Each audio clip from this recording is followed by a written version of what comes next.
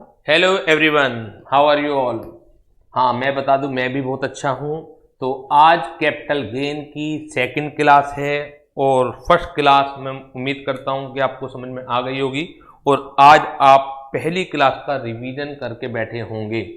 फिर भी मैं अपनी तरफ से भी रिवीजन करा देता हूँ।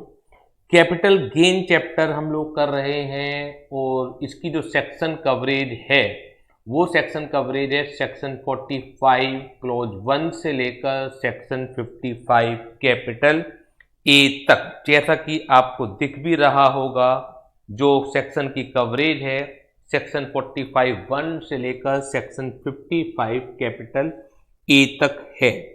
जैसा कि मैंने पहली क्लास में भी आपको बताया था, जहां तक की बात है न्यूमेरिकल पॉइंट ऑफ व्यू से, तो बहुत इजी चैप्टर है और बहुत जल्दी इसके आंसर आ जाते हैं।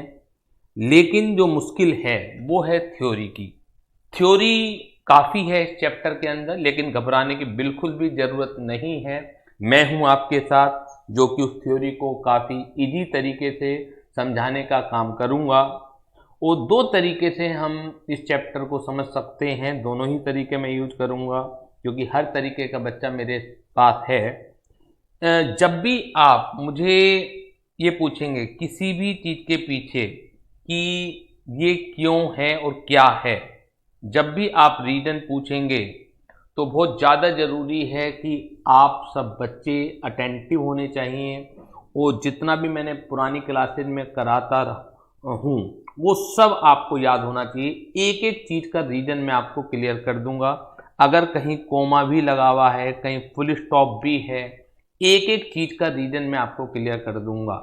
अब काफ़ी बच्चे मेरे से पूछते हैं कि सर क्या रीज़न अगर हमें नहीं भी पता हो, हम अभी तक भी सर रटते रटाते आए हैं और लगातार पास होते हुए आए हैं, तो क्या इसका पास या फेल पर फ़र्क पड़ेगा? तो उसमें जवाब होगा मेरा कि बहुत ज़्यादा फ़र्क नहीं पड़ेगा इसमें। लेकिन अगर आप मेरे से पूछते हैं कि सर रीजन अगर हम समझ लेते हैं तो इसका फ़ायदा क्या होगा? देखिए, फ़ायदा होगा आपके कमाने में। जब भी आप सीए या सीएस बन के बाहर निकलेंगे, तो जिस बच्चे ने एक एक रीजन समझ रखा है, तो उसका जो अंडरस्टैंडिंग होती है, उसके जो कॉन्फिडेंस होता है, वो प्रैक्टिकल लाइफ में जब आपके पास केसेस आएंगे, क्लाइंट आएंगे, तो आप उन्हें किस तरीके से डील करेंगे, तो वहाँ बहुत ज़्यादा फर्क पड़ता है। तो अगर अप्रोच शॉर्ट टर्म है तो आप रट रटा के भी काम चला सकते हैं, उसमें ज़्यादा दिमाग नहीं लगाना पड़ता है, तो मैं वो अप्रोच भी रखूँगा। और अगर आप लॉन्ग टर्म अप्रोच रखते हैं, यानी कि आप परफेक्ट चार्टर्ड अकाउंटेंट या परफेक्ट कंपनी सेक्रेटरी बनना चाहते हैं, तो उस केस में आपको एक एक चीज़ का रीज़न पता होना चाहिए। हाँ, रीज़न अगर पता होगा, वो चीज़ उन्हीं बच्चों को समझ में आएगी जो बच्चे अटेंटिव रहेंगे, क्लास में कंसंट्रेट करेंगे और हर चीज़ को लॉजिक के साथ समझने की कोशिश करेंगे। अब पुराना उन्हें याद होना बहुत ज़्यादा ज़रूरी होगा, तभी एक एक चीज़ का लॉजिक समझ में आएगा। अगर आपको कुछ चीज़ें पुरानी याद नहीं हैं तो हम लोग लिंक नहीं कर पाएंगे और बिना लिंकेज के लॉजिक समझ में नहीं आएंगे। तो मैं खैर दोनों ही अप्रोच रखूँगा कि शॉर्ट टर्म अप्रोच भी, मेरे पास उस तरह के भी बच्चे हैं, और लॉन्ग टर्म अप्रोच भी, जिन्हें सीए या सीएस करने के बाद खाली एक ठप्पा नहीं चाहिए कि हम चार्टर्ड अकाउंटेंट या कंपनी सेक्रेटरी हैं, बल्कि प्रैक्टिकल लाइफ में वो सक्सेस भी होना चाहते हैं। तो चलिए बिना समय गंवाए हुए अब हम स्टार्ट कर लेते हैं। जैसा कि मैंने आपको बताया कि चैप्टर की जो सेक्शन की कवरेज है सेक्शन 45 से लेकर सेक्शन 55 कैपिटल ए तक की है। और सेक्शन भी आप, मैं बार बार बोलूँगा तो याद करते हुए चलिएगा।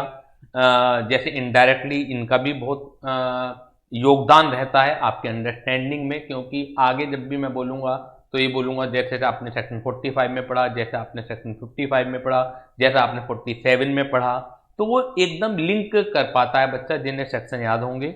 और सेक्शन को बोलने का तरीका जैसे है सेक्शन 45 1 टू सेक्शन 55 ए, खाली ए नहीं, कैपिटल ए, क्योंकि लॉ में सेक्शन 55 ये स्मॉल ए अलग चीज़ है, सेक्शन 55 कैपिटल ए अलग चीज़ है, सेक्शन 55 ब्रैकेट कैपिटल ए अलग चीज़ है, तो जिस तरीके से लिखी हुई है चीज उसी तरीके से प्रोनाउंस भी करनी पड़ती है और उसी तरीके से आपको लिखनी भी पड़ती है। तो खाली ए नहीं, कैपिटल ए। किसी भी चैप्टर का जो पहला सेक्शन है, जल्दी से बताइए कि उस सेक्शन का यूज क्या होता है। किसी भी चैप्टर का जो पहला सेक्शन है क्या यूज होता है, उसका किस नाम से हम लोग जानते हैं किसी भी चैप्टर के पहले सेक्शन को? जल्दी से बताइए मुझे, किसी भी चैप्टर के पहले सेक्शन को हम किस नाम से जानते हैं? जल्दी से बताइए, आपके जवाब का इंतजार कर रहा हूं मैं। तो इसी का जवाब है charging section. Very good Manisha, Saifali, Satyam, तो सभी का जवाब है charging section. Very very good. Charging section से हमें क्या पता लगता है? चार्जिंग सेक्शन से हमें पता लगता है कि इस चैप्टर में किन किन कंडीशन के सेटिस्फाइड होने पर कोई इनकम टैक्सेबल होगी। यानी कि हमें उन कंडीशन का पता लगता है, क्योंकि कोई भी जो लॉ है वो कंडीशनल बेस्ड होता है।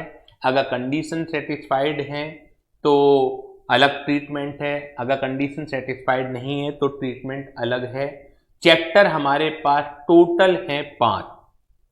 किसी भी तरह के सोर्स से आप इनकम कमाते हैं, किसी भी तरीके से, लाखों तरीके के सोर्सेज हो सकते हैं। तो इनकम टैक्स में वो किसी ना किसी हेड में, यानी कि 5 चैप्टरों में से कहीं ना कहीं वो फॉल करेगी। लेकिन वो किस चैप्टर में फॉल करेगी और किस चैप्टर के रूल के अप्लाई करके आपको इनकम कैलकुलेट करनी है, वो पता लगाने का काम है चार्जिंग सेक्शन का। जैसे 2 चैप्टर हम लोग पढ़ चुके हैं, हाउस प्रॉपर्टी की इनकम है, सैलरी की इनकम है, या वो कैपिटल गेन की है, या पीजीबीपी की है, या अदर सोर्सेज की है। आप जो भी सोर्स सोचना चाहें कमाने का, तो वो इन 5 चैप्टरों में से कहीं ना कहीं फॉल करेगा। लेकिन किस चैप्टर में फॉल करेगा वो डिपेंड करता है उसके चार्जिंग सेक्शन पर। अगर चार्जिंग सेक्शन की कंडीशन सेटिस्फाइड है, तो अगर सैलरी की सेटिस्फाइड है तो सैलरी की इनकम मानी जाएगी, चाहे उसे आप नॉर्मल कोर्स में जो भी हमारी बोलचाल की भाषा है उसमें आप उसे सैलरी मानते हो या नहीं मानते हो। अगर वो हाउस प्रॉपर्टी चैप्टर की कंडीशन सेटिस्फाइड कर रही है इनकम, तो वो हाउस प्रॉपर्टी चैप्टर में आएगी, चाहे आप उसे नॉर्मल भाषा में हाउस प्रॉपर्टी मानते हैं या नहीं मानते हैं। जैसे कि नॉर्मल भाषा में हाउस प्रॉपर्टी, अगर मैं वर्ड बात करता हूं आपसे, तो क्या आप दुकान को हाउस प्रॉपर्टी का नाम देते हैं? जल्दी से मुझे बताइए कि अगर दुकान से कोई किराया आ रहा है तो क्या नॉर्मल भाषा में, जो बोलचाल की भाषा होती है हमारी, तो क्या उसमें उसे हाउस प्रॉपर्टी का नाम दिया जाता है या नहीं दिया जाता? जल्दी से जवाब दीजिए, जल्दी जल्दी जवाब दीजिए। नॉर्मली नहीं दिया जाता, ठीक है ना।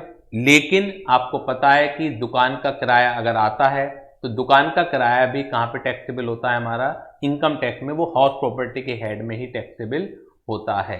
तो ये एक फर्क है एक टेक्निकल नॉलेज में और एक नॉन टेक्निकल नॉलेज में, कि वो टेक्निकल नॉलेज आपको पता लगती है उसके चार्जिंग सेक्शन को देखकर।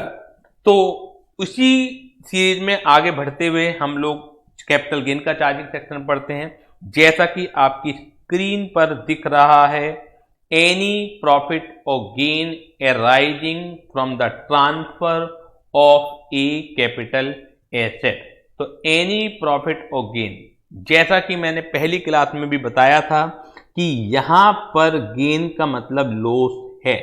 वैसे नॉर्मल भाषा में गेन का मतलब प्रॉफिट ही होता है, लेकिन लॉ मेकर्स जब लिख रहे हैं एनी प्रॉफिट और प्रॉफिट तो लिखेंगे नहीं, तो यहां पर गेन का मतलब है एक तरह से निगेटिव प्रॉफिट से।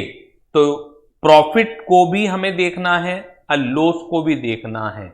ऐसा नहीं है कि जिन जिन क्वेश्चंस में लॉस आएगा उसका ट्रीटमेंट कैपिटल गेन के चैप्टर के अंदर नहीं होगा, प्रॉफिट का भी होगा और लॉसेज का भी होगा। किस चीज से आना चाहिए? वो arising from the transfer of a capital asset. अब वर्ड आया है यहां पे ट्रांसफर, मैंने बोल्ड भी कर रखा है। जो ट्रांसफर है वो सेक्शन 2 क्लॉज 47 में गिवन है।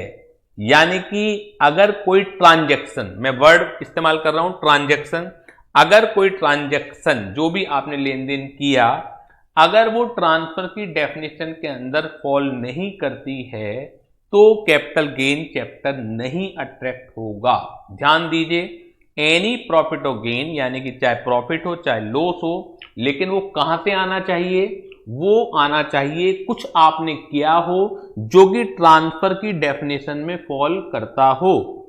ट्रांसफर भी किस चीज का? Of a capital asset, of a capital asset. और जो कैपिटल एसेट की डेफिनेशन है वो गिवन है आपकी, जल्दी से बताइए सेक्शन, जल्दी से बताइए, क्योंकि ये मैं पिछली क्लास में पढ़ा चुका हूं आपको। जल्दी से बताइए कि कैपिटल एसेट की जो डेफिनेशन है वो कौन से सेक्शन में गिवन है। जल्दी से बताइए, जवाब नहीं आ रहे हैं मैं बता देता हूं अपनी तरफ से। सैफ का जवाब आ गया है सेक्शन 2 क्लॉज 14 में। Very very good Saif Ali. Satyam का भी जवाब आ गया है। तो सेक्शन 2 क्लॉज 14 में कैपिटल एसेट की डेफिनेशन जो है गिवन है। तो दो चीज हमें समझ में आ रही है कि ट्रांसफर, जो भी आप ट्रांजैक्शन करें वो ट्रांसफर की डेफिनेशन में कवर्ड होना चाहिए। अगर जो भी आपने ट्रांजैक्शन की वो ट्रांसफर की डेफिनेशन में कवर्ड नहीं है, ट्रांसफर की डेफिनेशन भी टेक्निकल दी हुई है। जब भी मैं वर्ड टेक्निकल इस्तेमाल करता हूं तो इसका मतलब है कि उस चीज की परिभाषा लॉ मेकर्स ने दी हुई है। जो चीजें आप ट्रांसफर मानते हैं नॉर्मल बोलचाल की भाषा में, हमें उससे बचना है, बल्कि हमें उसका टेक्निकल मीनिंग को समझकर उस चीज को सोल्व करना है। टेक्निकल का मतलब ये नहीं होता मेरा मतलब कि मुश्किल होगा या वो चीज समझ में नहीं आएगी। टेक्निकल का मतलब है कि आम बोलचाल से, भाषा से हटके कुछ मीनिंग दिया हुआ है जो कि लॉ मेकर्स ने दिया हुआ होगा।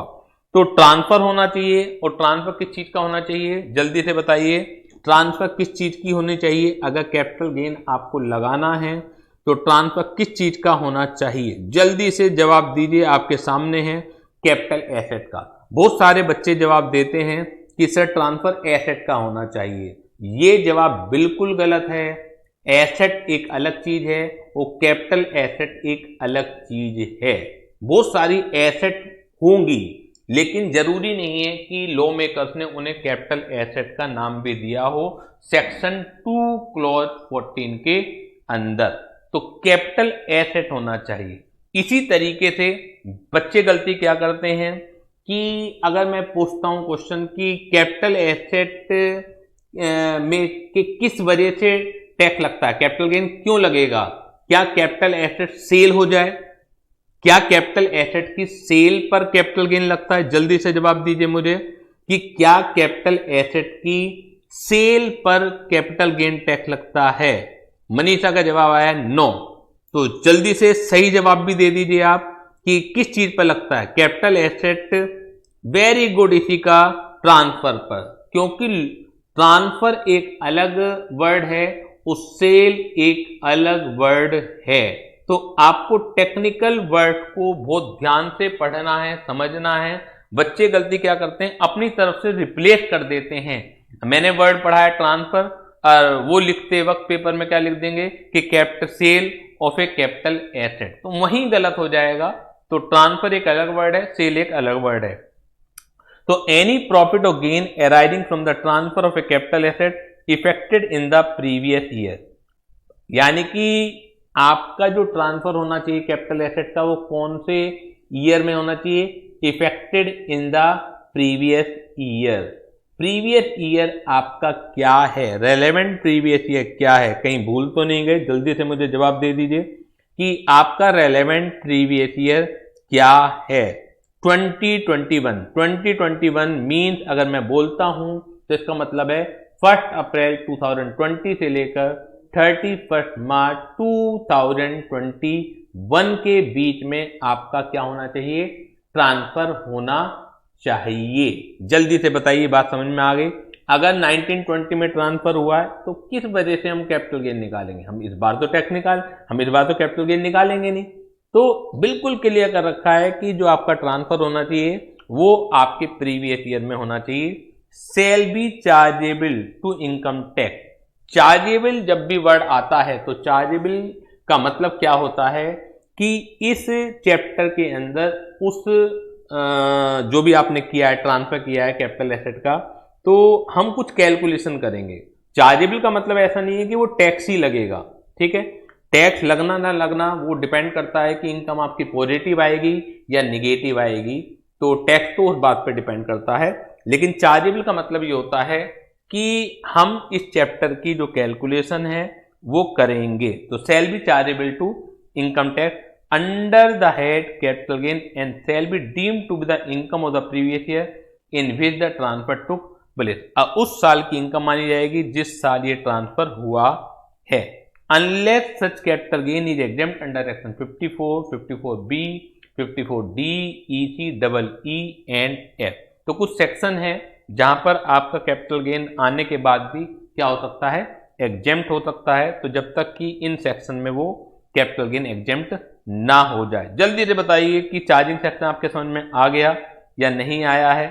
चार्जिंग सेक्शन ये पिछली बार भी मैं करा चुका था आपको चार्जिंग सेक्शन, तो जल्दी से बताइए कि ये चीज क्लियर है या नहीं है।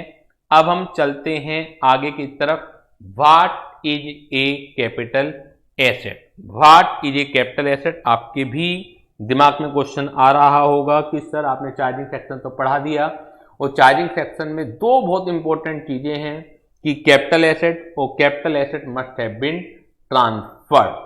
तो जल्दी से ये भी बता दीजिए सर कैपिटल एसेट क्या होती है। तो बिल्कुल मैं बताने के लिए तैयार हूं कैपिटल एसेट क्या होती है। स्क्रीन पर आपके डेफिनेशन दिख रही होगी। कैपिटल एसेट मीन्स, डेफिनेशन क्या है, मीन्स है। तो ये भी ध्यान देने की जरूरत रहती है क्योंकि मैं पहले भी बता चुका हूं आपको शुरुआत से कि डेफिनेशन तीन तरह की होती है, या तो मीन्स करके होगी या इंक्लूड्स करके होगी या दोनों ही वर्ड उसके अंदर आ रहे होंगे, मीन्स एंड इंक्लूड। वो होती है हाइब्रिड डेफिनेशन। फिलहाल ये कैपिटल एसेट की जो डेफिनेशन है वो मीन्स करके है। इसका मतलब है कि जो हम बता रहे हैं एडिटेड आपको वही मतलब लेना है। अगर डेफिनेशन होती है इंक्लूड करके, इसका मतलब है कि जो आम बोलचाल की भाषा में आप उस वर्ड का मतलब लेते हैं वो भी है, और अगर कुछ चीजें नहीं लेते हैं तो हम इंक्लूड करके आपको एक्सप्लेन कर रहे हैं कि इन्हें भी आप लो पढ़ते वक्त इस परिभाषा में शामिल कर लीजिएगा। सेंस बहुत क्लियर होनी चाहिए दोनों शब्दों की। आपको मीन्स बड़ी स्ट्रिक्ट तरीके से मतलब निकाला जाता है, बस जो हम बता रहे हैं उसी तरीके से आपको मतलब निकालना है। और इंक्लूड्स का मतलब क्या होता है, जो आम बोलचाल की भाषा में है वो भी आप ले सकते हैं, और प्लस जो आम बोलचाल की भाषा में नहीं है तो हम कुछ एक्सप्लेन कर रहे हैं। लॉ मेकर्स को जरूरी लगता है कि कहीं आप मिस इंटरप्रेट ना करें, तो अपनी तरफ से भी कुछ चीजें उस परिभाषा में शामिल कर लेते हैं। तो कैपिटल एसेट मीन्स है यानी कि जो आप सोचते हैं समझते हैं, कभी अकाउंट्स में आपने कुछ पढ़ा हो, कहीं फाइनेंशियल मैनेजमेंट में आपने कुछ पढ़ा हो, कहीं कुछ और पढ़ा हो, तो वो कुछ नहीं लेना। इनकम टैक्स पढ़ते वक्त जो मैं पढ़ा रहा हूं आपको, जो डेफिनेशन मैं आपको दे रहा हूं, बस उसी पर आपको रहना है। कैपिटल एसेट की जो डेफिनेशन है वो सेक्शन 2 क्लॉज 14 में गिवन है। 2 क्लॉज 14 में गिवन है। Property of any kind, property of any kind यानी कि किसी भी तरह की प्रॉपर्टी। तो बहुत वास्ट डेफिनेशन हो गई है by the assessee. Whether or not connected with it business of profession, चाहे उसके बिजनेस ऑफ प्रोफेशन से कनेक्टेड है या नहीं है। Property of any kind held by an assessee यानी किसी भी तरह की प्रॉपर्टी, चाहे वो उसके बिजनेस एंड प्रोफेशन से कनेक्टेड है या नहीं है। बिजनेस की प्रॉपर्टी है वो भी कैपिटल एसेट की डेफिनेशन में आएगी, प्राइवेट है वो भी कैपिटल एसेट की डेफिनेशन में आएगी। और बी पॉइंट अभी मैं बताता हूं थोड़ी देर में, बट डज नॉट इंक्लूड। पहले तो बता दिया इन्होंने, बहुत बड़ा कर दिया डेफिनेशन को, किसी भी तरह की प्रॉपर्टी को हम कैपिटल एसेट लेंगे, फिर लेकिन अपनी भी बात को काट रहे हैं, बट डज नॉट इंक्लूड यानी कि कुछ चीजें हम कैपिटल एसेट में नहीं मानेंगे। Any stock in trade, bracket को भी छोड़ दीजिए, consumable store any stock in trade, any stock in trade, consumable stores raw material held for the purpose of it business and profession. यानी कि स्टॉक इन ट्रेड कोई भी है, stock in trade आपको मालूम है कि क्या होता है, कोई भी व्यक्ति जिसमें लेन देन का काम करता है, जो वो बेचने के लिए एसेट अपने पास रखता है, वो उसके स्टॉक इन ट्रेड का पार्ट होता है। ठीक है, जैसे कि एक कोई कार डीलर है, उसके लिए जो कार होंगी जो वो बेचने के लिए रखेगा, वो उसकी स्टॉक इन ट्रेड है। लेकिन अगर कुछ कार उसके पास अपने पर्सनल यूज के लिए हैं, उसका जो मालिक है कार डीलर का, वो भी अपने पर्सनल यूज के लिए कुछ कार रखता होगा, उसके एम्प्लाई हैं, तो हो सकता है कि कुछ कार एम्प्लाई को भी मालिक ने प्रोवाइड करा रखी हो, घर से ऑफिस जाना, ऑफिस से घर आना, या बिजनेस पर्पज के लिए भी कहीं आना जाना पड़ सकता है एम्प्लाई को, तो वो कार स्टॉक इन ट्रेड का पार्ट नहीं होंगी। ये समझ लीजिए, बहुत ज्यादा जरूरी है इंटेंशन ऑफ यूज, यानी कि जो स्टॉक इन ट्रेड है उसकी जो यूज होता है वो बेचने के लिए जो यूज किया जाता है वो स्टॉक इन ट्रेड है। लेकिन वही चीजें कोई भी बिजनेसमैन अपने बिजनेस पर्पज के लिए भी यूज कर सकता है।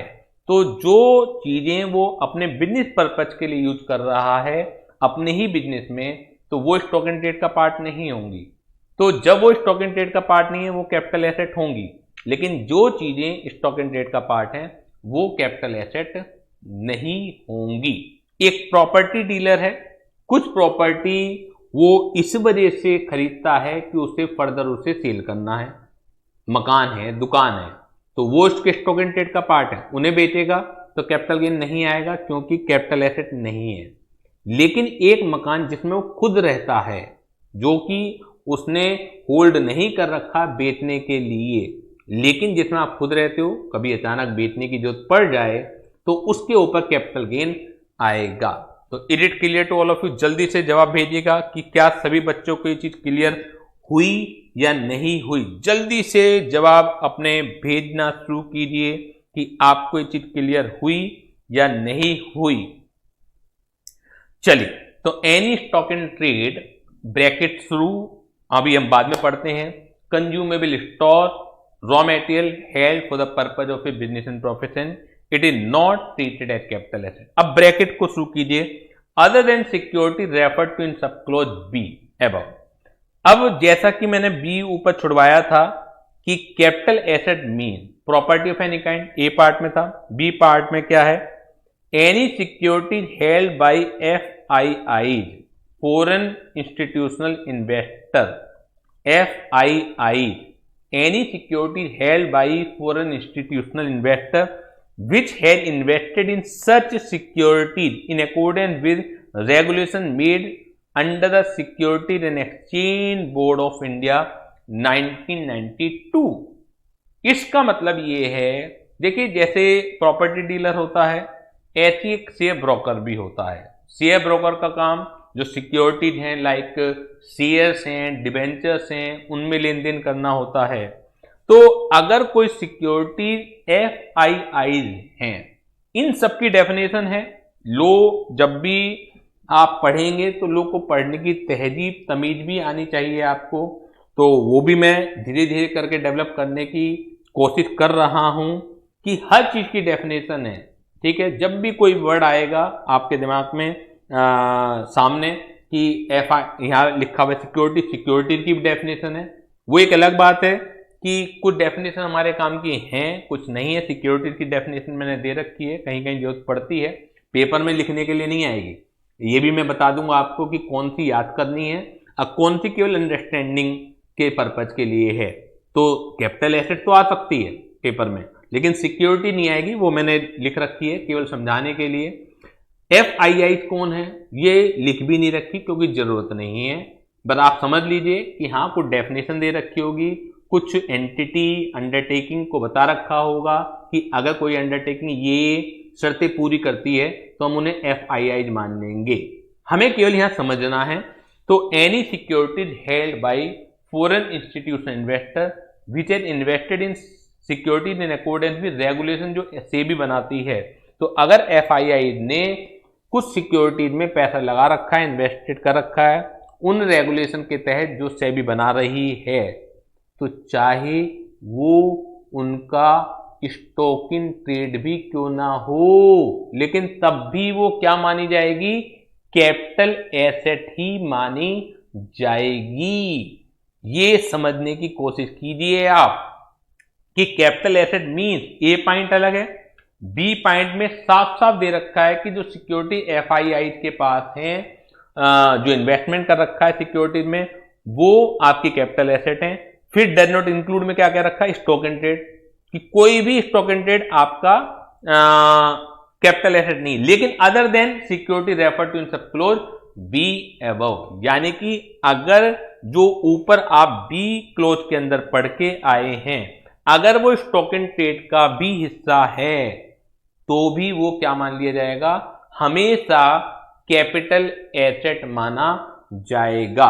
Is it clear to all of you? जल्दी से बताइए कि क्या सभी बच्चों की चीज क्लियर है। हमें अब धीरे धीरे करके लोगों को पढ़ना की समझ को भी विकसित करना है। ऐसा नहीं है कि मैं आपको पढ़ा रहा हूं और आप उसे पढ़ के बस रट के काम चला लें। आप ये सोचिए, जो आज मैं पढ़ा रहा हूं, जब तक आप चार्टर्ड अकाउंटेंट बन के निकलेंगे, कंपनी सेक्रेटरी बन के निकलेंगे, जब तक लोग काफी चेंज हो चुका होगा, तो क्या इंटरव्यू में आपसे 3 साल पुराना जो आपने इनकम टैक्स पढ़ा, 4 साल पुराना जो आपने इनकम टैक्स पढ़ा, तो क्या उसके ऊपर आपसे क्वेश्चन पूछे जाएंगे? जो चेंज हो चुका है क्वेश्चन वहां से पूछे जाएंगे। तो क्या आपको तब भी मेरे पास आना जरूरी है कि सर अब तो लो चेंज हो गया है? तो हम पहली बार पढ़ रहे हैं, लेकिन साथ ही साथ आपको एग्जाम पॉइंट ऑफ व्यू से, यानी कि नंबर लाने उसके हिसाब से भी पढ़ना है, लेकिन आपको इस दृष्टि से भी पढ़ना है कि आप खुद बे खुद आपको लो पढ़ने की तमीज आ जाए। यानी कि जैसे ही कोई गवर्नमेंट ने नया लो पास किया, किताबें आपकी हमेशा मौजूद होंगी, चाहे मैं रहूं नहीं रहूं, कोई और टीचर रहे या ना रहे, किताबें हमेशा मार्केट में मिलेंगी। तो आपको वो स्किल डेवलप करनी है कि आपकी किताबों से दोस्ती हो जाए, टीचर से ना हो के किताबों से हो जाए। किताबें हमेशा आपके पास मिलेंगी, तो आपको किताबों से पढ़ना आ जाए, जो कि आज की तारीख में पिछले 4-5 सालों में बहुत जल्दी से तेजी से ट्रेंड चेंज हुआ है। बच्चे किताबें पढ़ना नहीं जानते हैं, वो बस रट लेते हैं, और ना ही टीचर उसमें कोशिश करते हैं कि टीचर समझाए। तो मैं कोशिश कर रहा हूं कि आपको समझाने की कि आप किताबों से ही मीनिंग निकालने की कोशिश करें। तो ये चीज क्लियर हो गई या नहीं होगी, जल्दी से मुझे बताइए। तो but does not include any stock in trade. दूसरी चीज जो हमारी कैपिटल एसेट का पार्ट नहीं है, वो है पर्सनल इफेक्ट। पर्सनल एसेट नहीं बोला, पर्सनल इफेक्ट बोला है, और पर्सनल इफेक्ट को भी बता दिया है, दैट इज टू से ओनली मूवेबल प्रॉपर्टी। यानी कि अगर कोई पर्सनल इफेक्ट है इमूवेबल प्रॉपर्टी, तो वो आपकी कैपिटल एसेट का पार्ट होगा। अगर वो स्टॉक इन ट्रेड है, जो पहला वाला पार्ट है, तो चाहे उसमें मूवेबल हो चाहे आपकी इमूवेबल हो। अगर कोई स्टॉक इन ट्रेड का पार्ट है, एक कार डीलर है, उसके पास कार जो है, कार का स्टॉक है जो उसने बेचने के लिए रखा हुआ है, वो मूवेबल है, लेकिन क्योंकि वो स्टॉक इन ट्रेड है तो वो कैपिटल एसेट नहीं है।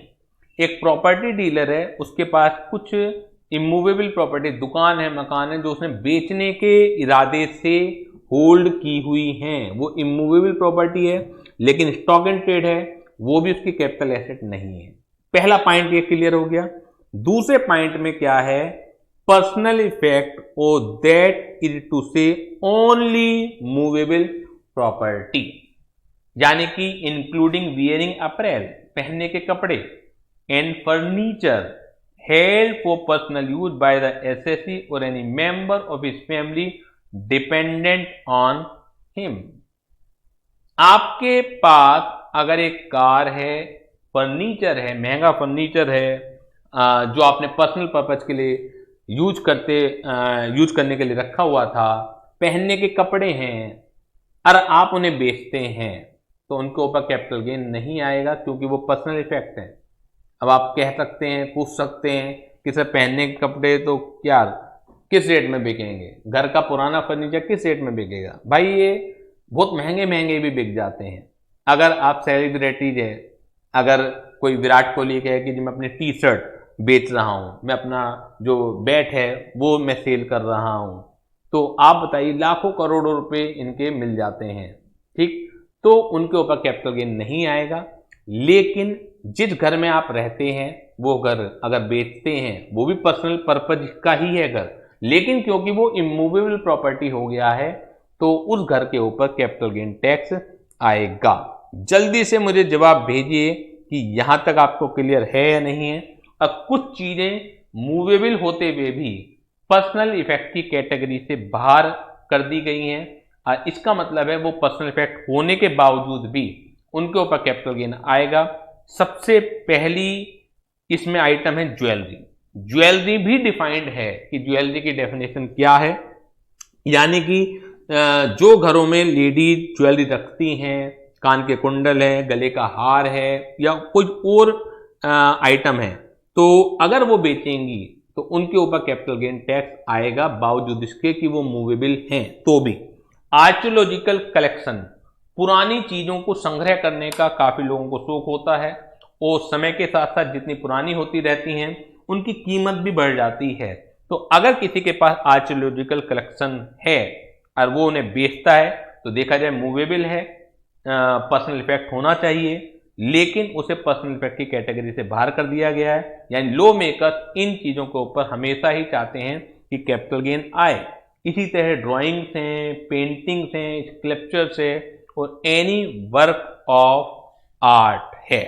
तो ये जो चीजें हैं, 5-6 चीजें हैं, ज्वेलरी है, आर्कियोलॉजिकल कलेक्शन है, ड्राइंग्स है, पेंटिंग्स हैं, स्कल्पचर्स है और एनी वर्क ऑफ आर्ट है। तो ये पर्सनल इफेक्ट होने के बावजूद भी पर्सनल इफेक्ट नहीं मानी गई हैं। मूवेबल होने के बाद भी इनके ऊपर गवर्नमेंट चाहती है कि टैक्स लगाया जाए।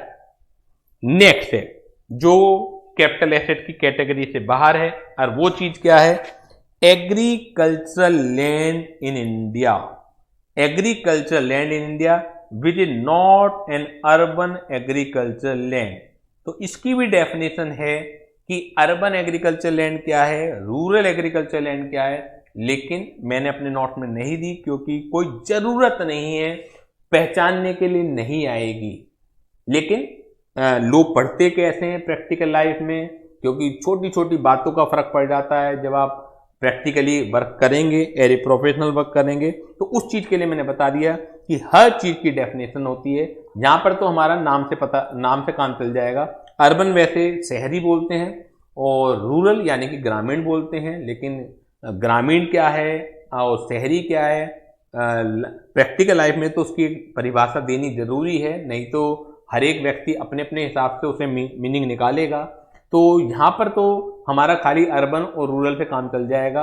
एक तरह से rural agriculture land is not a capital asset but urban agriculture land is a capital asset. ये ध्यान दीजिएगा, rural agriculture land is not a capital asset but urban agriculture land is a capital asset.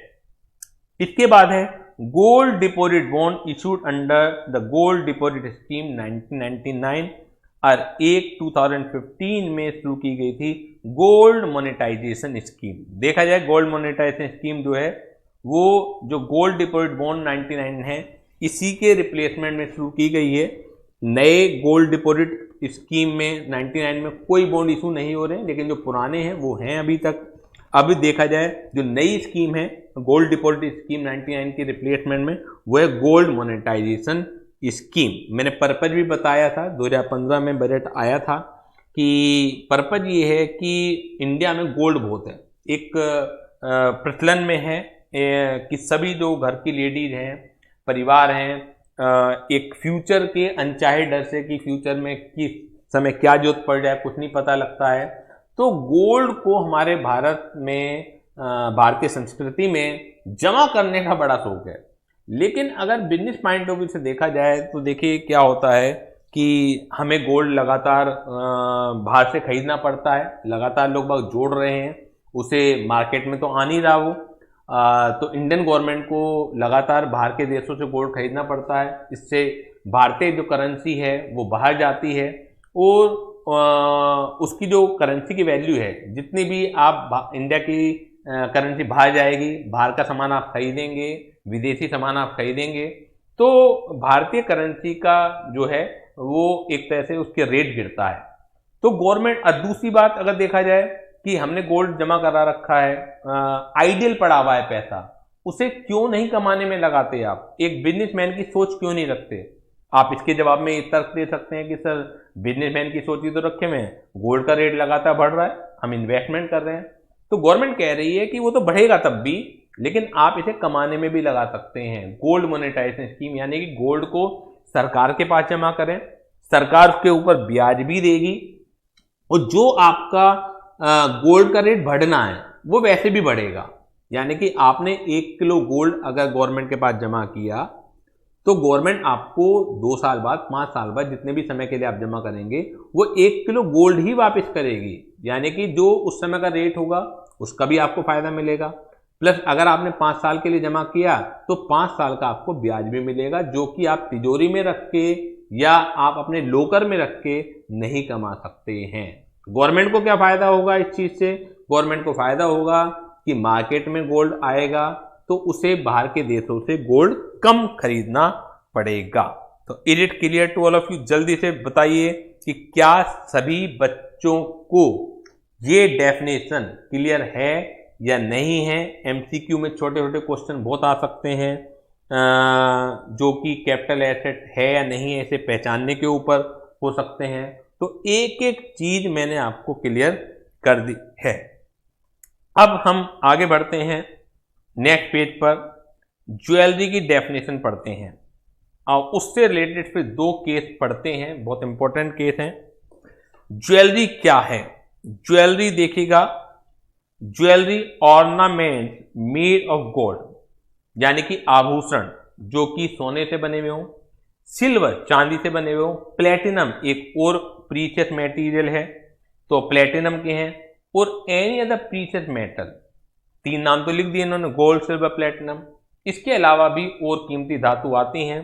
तो आभूषण किसी भी चीज से बने हुए हों, और एनी एलॉय, एलॉय का मतलब होता है मिक्सचर, क्योंकि प्रैक्टिकल लाइफ में एक एक वर्ड के ऊपर बहस होती है। अभी मैं केस स्टडी शुरू करूंगा तो आपको मजा भी आएगा।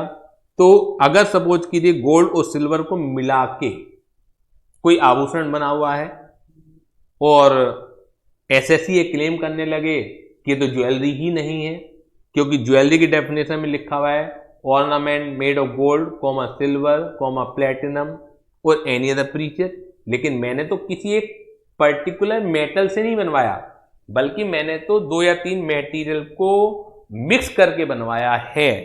तो मेरा ऑर्नामेंट ज्वेलरी की डेफिनेशन से बाहर होना चाहिए। समझ में आ रही है आपके बात, मैं क्या समझाने की कोशिश कर रहा हूं? तो इस वजह से इन्होंने एलॉय भी लिख दिया है, क्योंकि ज्वेलरी हमेशा कैपिटल एसेट है। ज्वेलरी को बेचोगे तो कैपिटल गेन लगेगा, लेकिन कोई भी व्यक्ति इनकम टैक्स देना नहीं चाहता है तो वो अपना दिमाग लगाता है कि कोर्ट में कैसे जीता जाए केस को। तो कोर्ट में केस को जीतने का तरीका है कि आप किसी तरीके से साबित कर दें, प्रूव कर दें कि जो मेरे पास ऑर्नामेंट हैं वो ज्वेलरी ही नहीं है।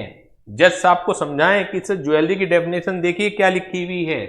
ज्वेलरी की डेफिनेशन है ornament made of gold, ornament made of silver, ornament made of platinum और ornament made of any other precious metal. लेकिन मेरे ऑर्नामेंट ना तो खाली गोल्ड से बने हुए हैं, ना खाली सिल्वर से बने हुए हैं, ना प्लेटिनम से बने हुए हैं, बल्कि मैंने तो ऑर्नामेंट को 3-4 चीजें मिक्स करके बनवाया है। तो इस वजह से मेरे ऑर्नामेंट ज्वेलरी की डेफिनेशन से बाहर हैं। तो प्रैक्टिकल लाइफ में जब आप कोर्ट में केस लड़ते हैं तो एक एक वर्ड को एज इट इज यूज किया जाता है, तो कोई भी एसएससी ऐसी दलील ना दे पाए। तो इस वजह से लॉ मेकर्स ने बहुत सावधानी से वर्ड यूज किए हैं, एनी एलॉय कंटेनिंग 1 और more of such precious metal, यानी कि अगर मिक्स से बने हुए होंगे तो वो भी ऑर्नामेंट किस में आएंगे, ज्वेलरी की डेफिनेशन में आएंगे। Weather or not containing any precious और सेमी प्रीशियस स्टोन। क्या मतलब है इसका? यानी कि जरूरी नहीं है कि उसमें स्टोन का भी वर्क हुआ हो। स्टोन का भी वर्क हो सकता है, वो नहीं भी हो सकता है। मैंने जैसे एक अंगूठी पहनी हुई है, गोल्ड की अंगूठी है, और उसके अंदर पुखराज है, जैसा कि आपको दिख रहा होगा।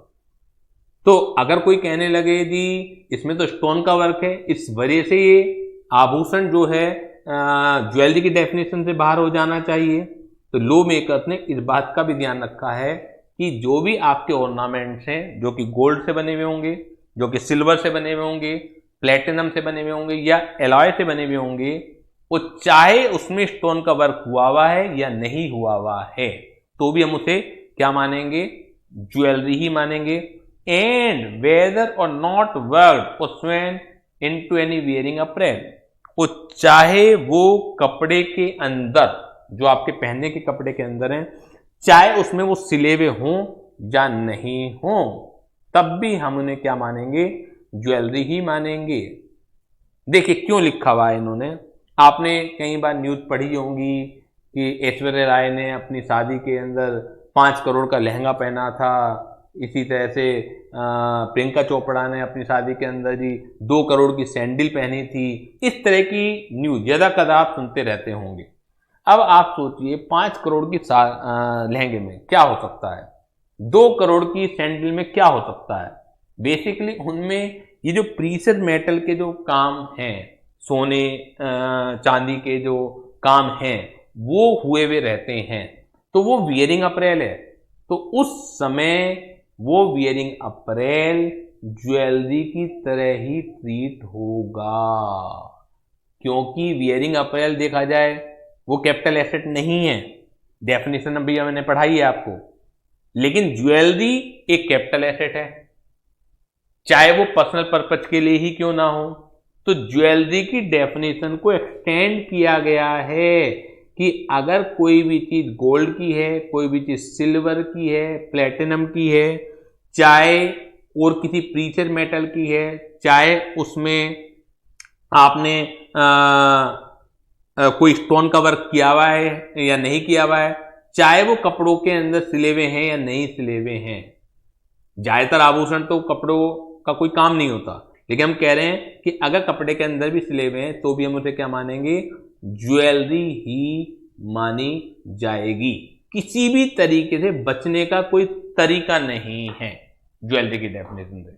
सेकंड देखिएगा, प्रीशियस और semi precious stone weather or not set any furniture.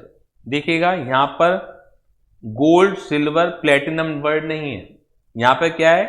रत्न, पुखराज, नीलम, मूंगा, पन्ना।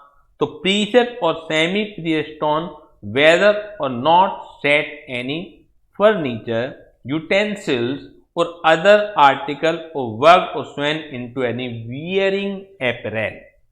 तो अगर कोई प्रीशियस या सेमी प्रीशियस स्टोन होगा जो किसी फर्नीचर में लगा हुआ है, बर्तनों में है, और अदर आर्टिकल और वर्क और स्वेन इनटू एनी वियरिंग अपैरेल, तो उसे भी हम क्या मानेंगे? ज्वेलरी ही मानेंगे। तो is it clear to all of you? जल्दी से मुझे बताइए कि क्या सभी बच्चों को ये चीज क्लियर है या नहीं है। फिर हम बढ़ते हैं केस स्टडी के ऊपर।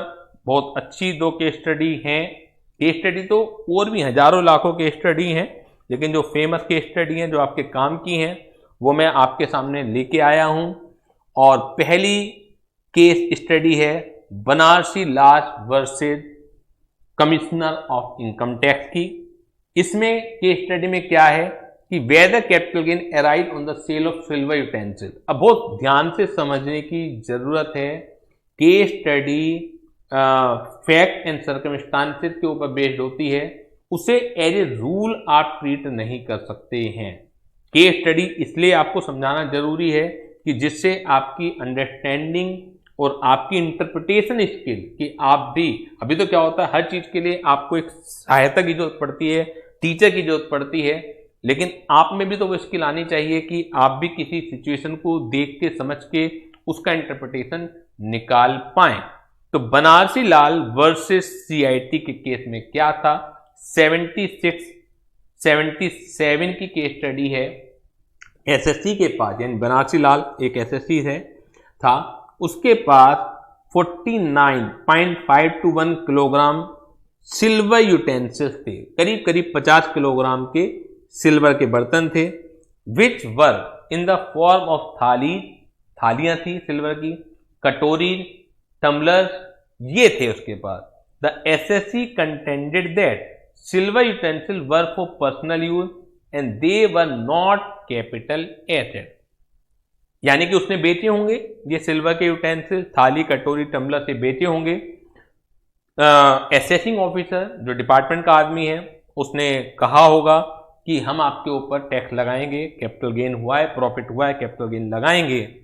तो सारे की सारी जो कहानी है वो इस बात पर आके रुक जाती है कि क्या ये जो सिल्वर के यूटेंसिल्स हैं क्या ये कैपिटल एसेट हैं, क्या ये कैपिटल एसेट हैं सिल्वर के यूटेंसिल? जल्दी से बताइए कि क्या ये कैपिटल एसेट हैं। आपके जवाब का इंतजार कर रहा हूं। तो क्या ये कैपिटल एसेट है? इसी का शेफाली जवाब दे रही हैं यस कि सर ये कैपिटल एसेट हैं। मनीषा कह रही है नो ये कैपिटल एसेट नहीं है। तो चलिए, विरोधाभास है सभी के जवाबों में, सभी बच्चे एक मत नहीं हैं। तो मैं पहले ये पूछना चाह रहा हूं कि कैपिटल एसेट क्यों है, ये कैपिटल एसेट क्यों है? जल्दी से जवाब भेजिए इसी का शेफाली, ये कैपिटल एसेट क्यों हैं? और मनीषा जवाब भेजिए कि ये कैपिटल एसेट क्यों नहीं है। मतलब आप अपने आंसर को विद रीजन सपोर्ट कीजिए। तो शेफाली बोल रही है नहीं ये ज्वेलरी है, यानी कि अगर जो ज्वेलरी के अंदर आ जाएंगे तो वेरी गुड, ये कैपिटल एसेट होंगे। इसी का जवाब दे रही है because they are personal item. तो इसी का आपका जो जवाब है वो शायद सपोर्टेड नहीं है आपके आंसर से, क्योंकि आपने पहले उन्हें बोला कि ये कैपिटल एसेट हैं और अब आप बोल रही हैं कि क्योंकि पर्सनल इफेक्ट है, तो पर्सनल इफेक्ट है तो कैपिटल एसेट नहीं होंगी वो। समझ में आ रही है मेरी बात? मनीषा बोल रही है sir because it's not made up stone but of metal. बहुत ही बढ़िया मनीषा, बहुत ही लाजवाब आंसर है। वास्तव में बड़ा खुशी महसूस होती है कि पहली बार में ही आप विद लॉजिक आप पहचान पाने में सफल रही हैं। देखिए, बहुत ध्यान से समझिएगा, अगले 5-7 मिनट में क्या समझाने की कोशिश कर रहा हूं। जैसा कि मैंने आपसे क्लास की शुरुआत में ही प्रॉमिस किया था, मैं दोनों तरीके से ही पढ़ाने की कोशिश करूंगा। जो बच्चा रटना चाहे तो अगर उसे नहीं भी समझ में आता है लॉजिक तो परेशान होने की ज़रूरत नहीं है। पेपर में लॉजिक कभी भी नहीं पूछे जाएंगे, ये गारंटी है मेरी। तो लेकिन मैं हर चीज़ खाली पेपर के लिए ही करूं ऐसा ज़रूरी नहीं है। मुझे ध्यान रखना है उन बच्चों का भी जो खाली सीए या सीएस खाली ठप्पा लगाने के लिए नहीं बनना चाहते हैं बल्कि कमाने के लिए बनना चाहते हैं। तो कमाएंगे आप कैसे, उसके लिए ज़रूरी है कि आपकी इंटरप्रिटेशन स्किल जो है मजबूत होनी चाहिए। जब आपके सामने केस आए, क्लाइंट आएगा, तो क्लाइंट को जिताने के लिए आपको ज़रूरी है कि आपको एक एक वर्ड का ज्ञान होना चाहिए। देखिए, ज्वेलरी की डेफिनेशन में सबसे पहले ये समझिए कि अगर आप ये मानते हैं कि जो सिल्वर के यूटेंसिल्स हैं वो ज्वेलरी हैं, तब तो मुद्दा रह ही नहीं जाता। अगर वो ज्वेलरी है तो हमेशा कैपिटल एसेट है। अब सबसे पहले आप ये तय कीजिए कि वो ज्वेलरी है या नहीं है। उसके बाद हमें देखना है कि वो पर्सनल इफेक्ट है या नहीं है, वो एक अलग चीज आएगी। क्योंकि जरूरी नहीं है कि कोई चीज ज्वेलरी नहीं है, चलो तो हो सकता है वो पर्सनल इफेक्ट भी ना हो। दो बातें बिल्कुल अलग अलग हैं। पहले मुद्दे में मैं ये निपटाना चाह रहा हूं कि जो सिल्वर यूटेंसिल्स हैं वो ज्वेलरी है या नहीं है। देखिए, यूटेंसिल्स कहां पर आए हैं? यूटेंसिल्स सेकंड वाली डेफिनेशन में है। यूटेंसिल्स कौन से वाली ज्वेलरी है? जो प्रीशियस और सेमी प्रीशियस स्टोन से बने हुए हैं, वहां गोल्ड सिल्वर का यूज नहीं है। इसका मतलब है कि अगर यूटेंसिल स्टोन से बने हुए हैं तो वो ऑलवेज ज्वेलरी हैं, ऑलवेज ज्वेलरी हैं तो वो कैपिटल एसेट हैं। लेकिन अगर वो सिल्वर के बने हुए हैं, गोल्ड के बने हुए हैं, तो वो ज्वेलरी की कैटेगरी से तो बाहर है। Is it clear to all of you? जल्दी से बताइएगा, is it clear to all of you कि अगर जो यूटेंसिल्स हैं, फर्नीचर्स हैं, वो गोल्ड सिल्वर की से बने हुए हैं तो वो ज्वेलरी से तो बाहर हैं। लेकिन ज्वेलरी से बाहर होने के बावजूद भी ये नहीं कहा जा सकता कि वो पर्सनल इफेक्ट हैं या नहीं है। पर्सनल इफेक्ट का मतलब क्या होता है? जो पर्सनल यूज के लिए हो, कोई भी मूवेबल चीजें जो पर्सनल यूज के लिए हो, तो अगर वो पर्सनल इफेक्ट हैं तो वो फिर कैपिटल एसेट नहीं है। अब इसके पास क्या था कि 50 किलोग्राम के थाली, कटोरी, टम्बलर थे, ठीक है। वो ये कह रहा है कि ये यूटेंसिल में पर्सनल यूज के लिए हैं। ध्यान दीजिएगा, अगर वो ये कहता, अगर ये चीजें ज्वेलरी की डेफिनेशन में आ जाती तो एसएससी कितना भी कहता वो पर्सनल यूज के लिए है, कोई मतलब नहीं है। अगर आपके पास एक अंगूठी है जो कि ज्वेलरी है, मैं पहनता हूं लेकिन मैं इसे कभी भी बेचता हूं, तो कैपिटल गेन आएगा। ये दलील चल ही नहीं सकती कि ये पर्सनल यूज है, क्योंकि ज्वेलरी का कितना भी पर्सनल यूज हो तब भी वो कैपिटल एसेट की डेफिनेशन में ही फॉल करेगी, क्योंकि साफ साफ उसे पर्सनल इफेक्ट मानने से मना कर दिया। लेकिन जो चीज ज्वेलरी नहीं है वहां पर ये दलील चल सकती है कि क्या वो पर्सनल यूज था। तो एसएससी का स्टेटस देखा जाएगा, यानी कि अगर एसएससी का स्टेटस इतना अच्छा है कि ये माना जा सकता है कि वो यदा कदा जो भी उसके फंक्शन होते हैं, कोई उसके रिलेटिव्स आते हैं, बड़े बड़े मेहमान आते हैं, तो वहाँ वो चांदी की चम्मच, चांदी की थाली, चांदी की कटोरी में खाना सर्व करता है। ऐसा नहीं है यूज का मतलब कि रोजाना वो चांदी की थाली में, चांदी की कटोरी में, चांदी के गिलास में पानी पीता हो।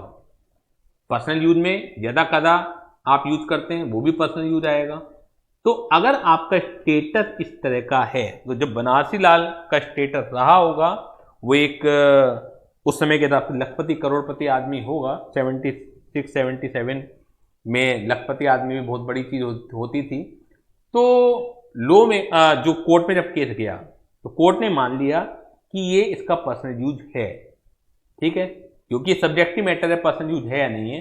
लेकिन सपोज कीजिए एक रिक्शे वाला, एक भिखारी, किसी तरह से वो एक कटोरी सिल्वर की उसके पास आ जाती है, वो बेचता है उसे, अब वो कहने लगे जी मैं तो इसमें खाना खाता हूँ, तो ये नहीं माना जा सकता। यानी कि कोई एक गरीब आदमी भी सिल्वर की चम्मच, सिल्वर की कटोरी रख सकता है, लेकिन वो इसका यूज नहीं होगा बल्कि उसका इन्वेस्टमेंट होगा। जैसे हम लोग सोने चांदी में इन्वेस्टमेंट करते हैं, सभी लोग दिवाली पर या समय समय पर सोने के सिक्के, चांदी के सिक्के खरीदते रहते हैं।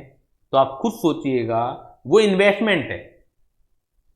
Is it clear to all of you? तो अगर एक गरीब आदमी के पास ये पाई जाएंगी तो उसका इन्वेस्टमेंट माना जाएगा और उन्हें बेचा जाएगा तो वो कैपिटल गेन लगेगा।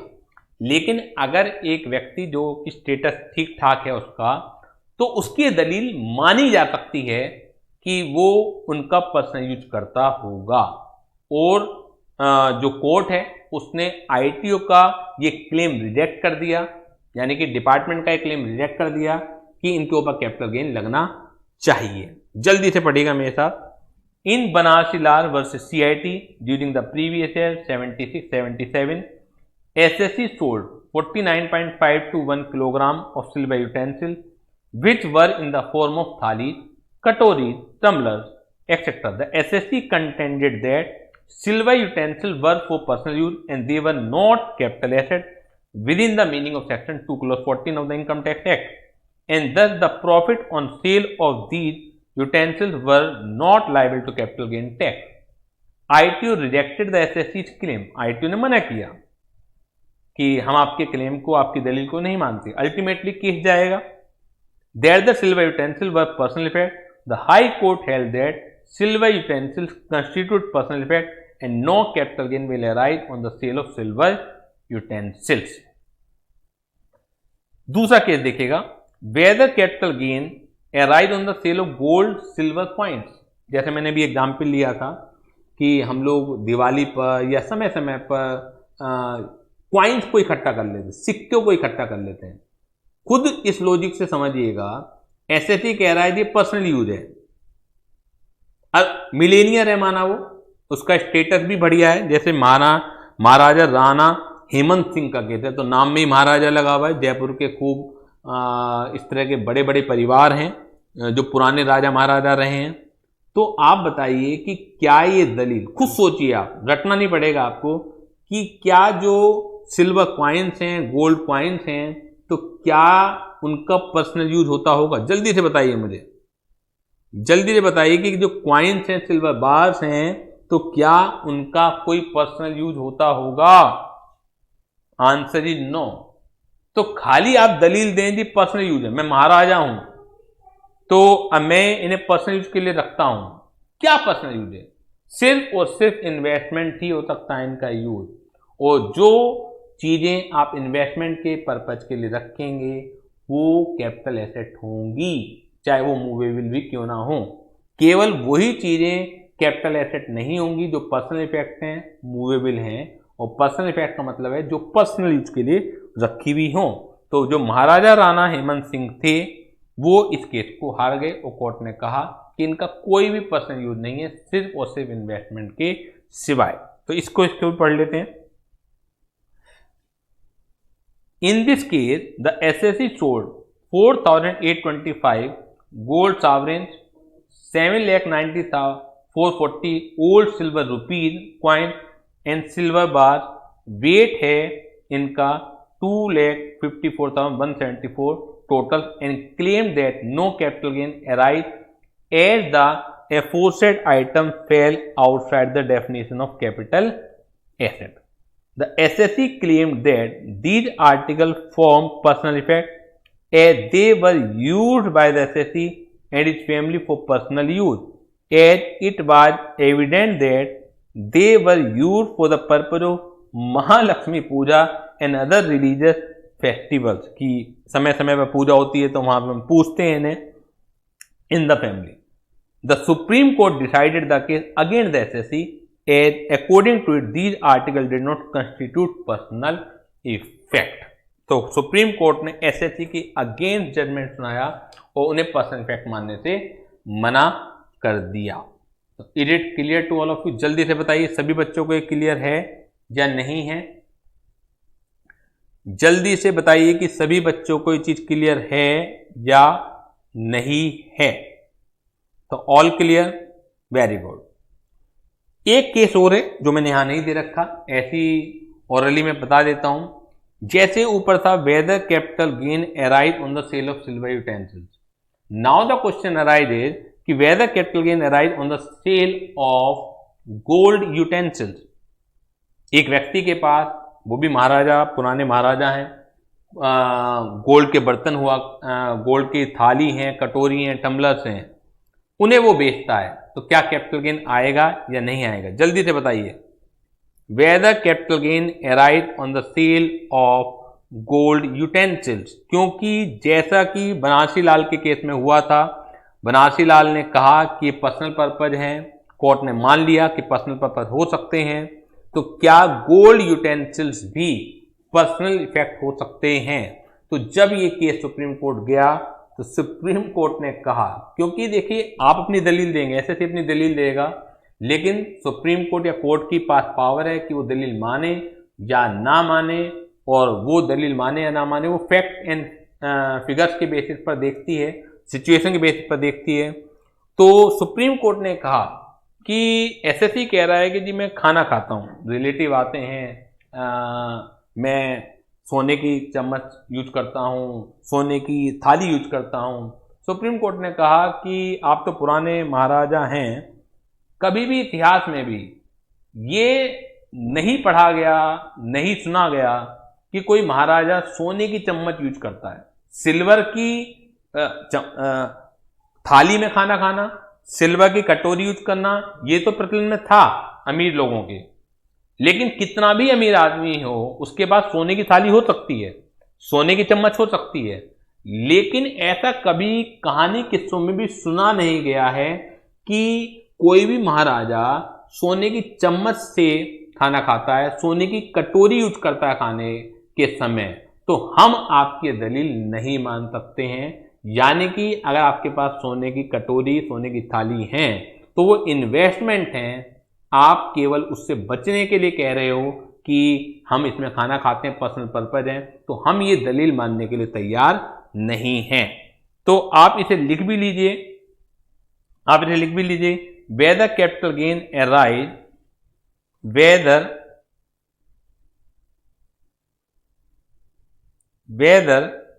capital gain arise on sale of gold utensils,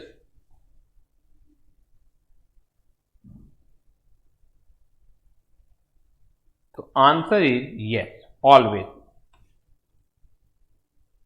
ये तो हो गया क्वेश्चन, आंसर है ऑलवेज यस।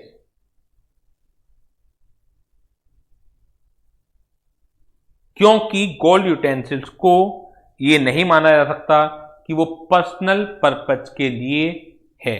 गोल्ड यूटेंसिल्स को ये नहीं माना जा सकता कि वो पर्सनल पर्पज के लिए है। तो is it clear to all of you? जल्दी से बताइए कि क्या सभी बच्चों को ये चीज क्लियर है या नहीं है।